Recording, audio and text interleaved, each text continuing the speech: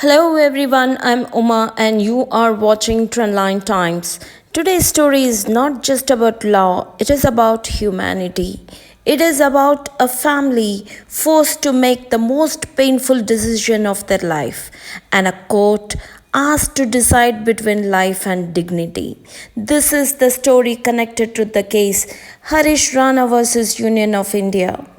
This case came before the Supreme Court of India involving a man who had been in a long term vegetative condition with no meaningful change of recovery. His family approached the court seeking permission to withdraw life support, a process legally known as passive euthanasia.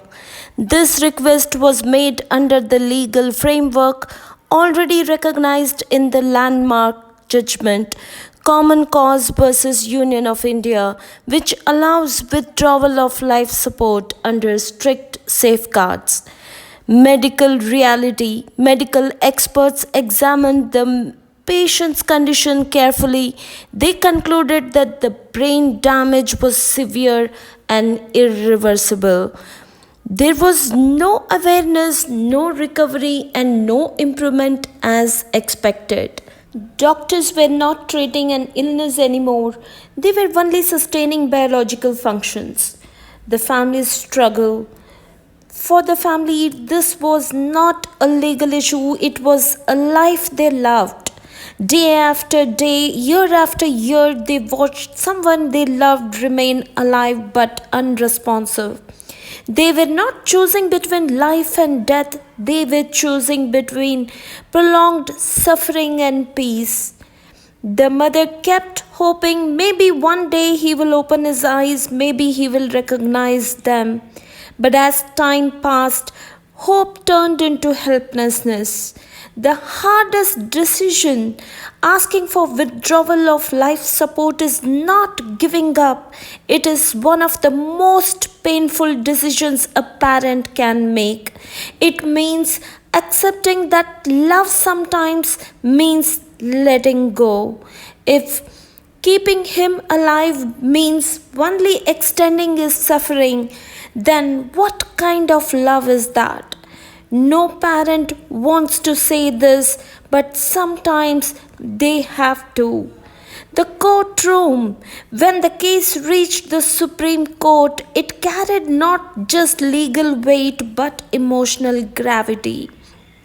The judges had to balance the sanctity of life, the right to die with dignity, and the medical reality of no recovery. This was not a routine judgment, it was a decision that would affect how society understands life, death, and dignity. Judge said the court must ensure that dignity is preserved even at the end of life. Legal principle. The court followed established legal safeguards, independent medical board evaluation, confirmation of irreversible condition, consent and request from the family, careful judicial review. This ensures that such decisions are not misused and are taken only in the rarest and most genuine cases. The decision, after reviewing all evidence, the court allowed withdrawal of life support under the law in March 2026. This was not a decision to end life, it was a decision to allow a natural end with dignity. The human side. Behind every legal order, there is a human story. A family standing beside a hospital bed, holding a hand that cannot respond. Others saying, "We are not leaving you, we are freeing you." No judgment can remove that pain, no law can make that moment easier.